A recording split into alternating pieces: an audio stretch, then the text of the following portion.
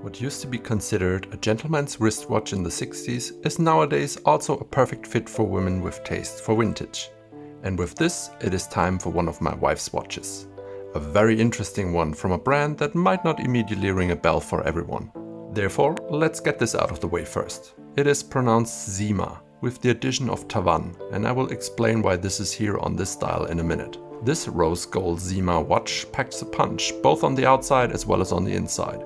It houses a caliber that you might know more famously from Breitling.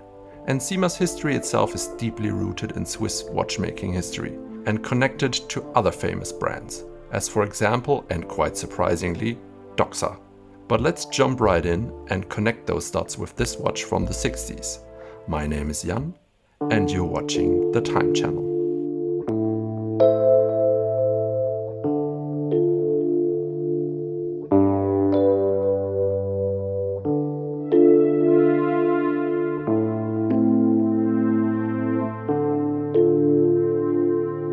CYMA comes from the French la cime, which stands for the top or peak, but it also has roots in Latin, cyma meaning sprout. Those terms are giving you a hint on the origins of the brand in the Jura Mountains of Switzerland, where the brand's history began in 1862, when the two brothers, Joseph and Theodore Schwob, initially founded the Schwob Frères SA in Chaux-de-Fonds.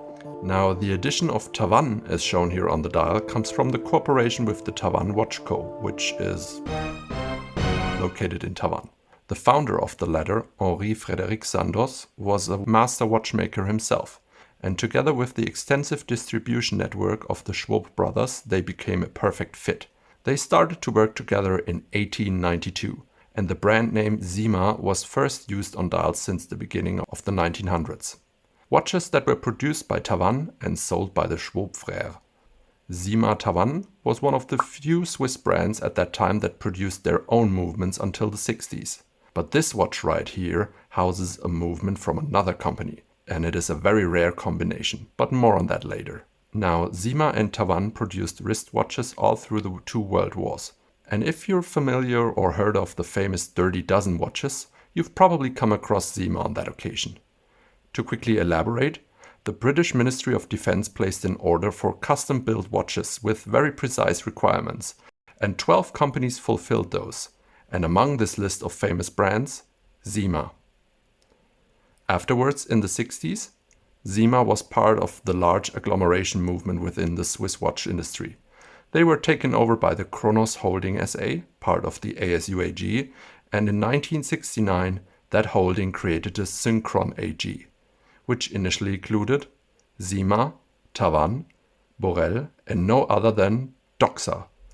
That connection led to some interesting watches, as you can, for example, find a watch that you typically associate with Doxa, but with CYMA as a brand on the dial, the 300T Shark Hunter. Oh, how small the Swiss watch world is. After a few changes of ownership, the brand still exists today, but with a strong focus on Asian markets. What a ride through time, huh? So let's focus on this gorgeous chronograph from the golden age of CYMA in detail.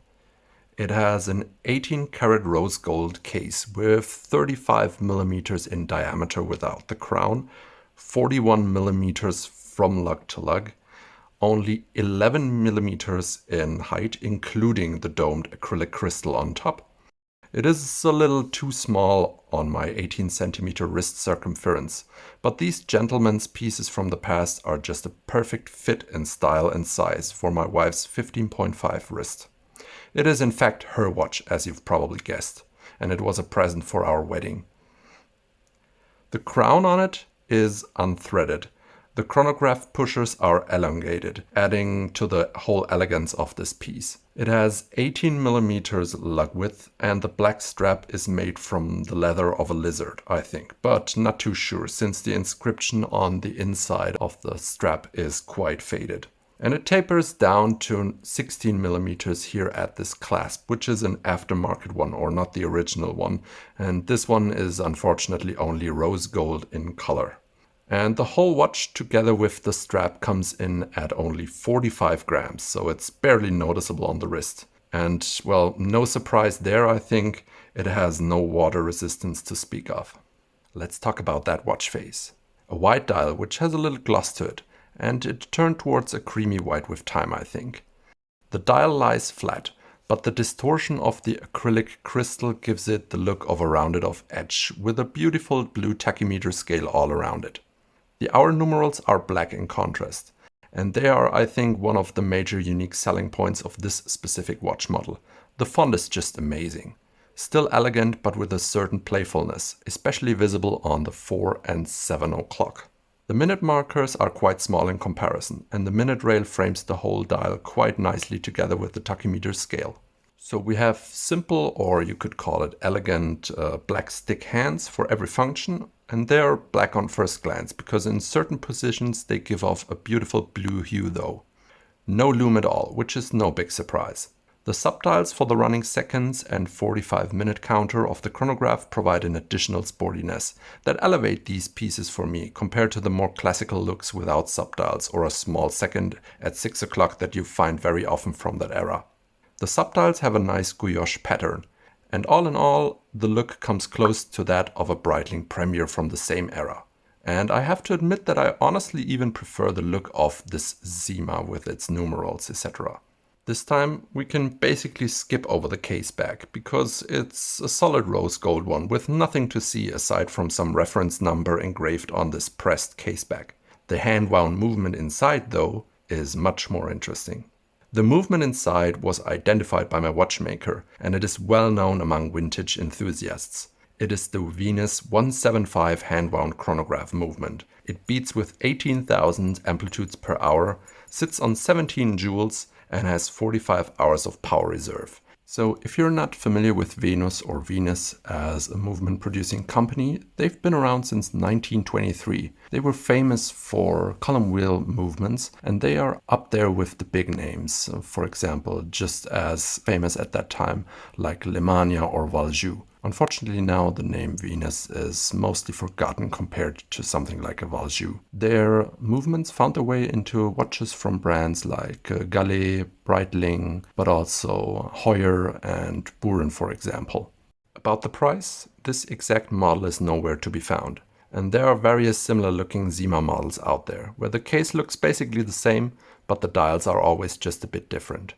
I either find a model with the same tachymeter scale, as in one video on YouTube about another CYMA with the Venus 175 movement, but then the numerals are never the same, or the hands are just different, etc, etc. Therefore, my price estimation is more of an educated guess, bear that in mind.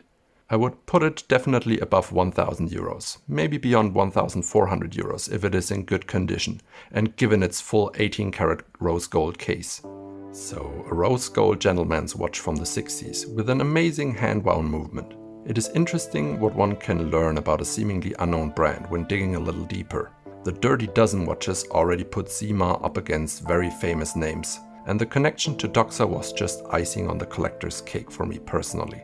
I hope this video reaches all those that love to know a little bit more of how the world of vintage watches ticked back then. Thank you for watching the Time channel, and see you in the next one.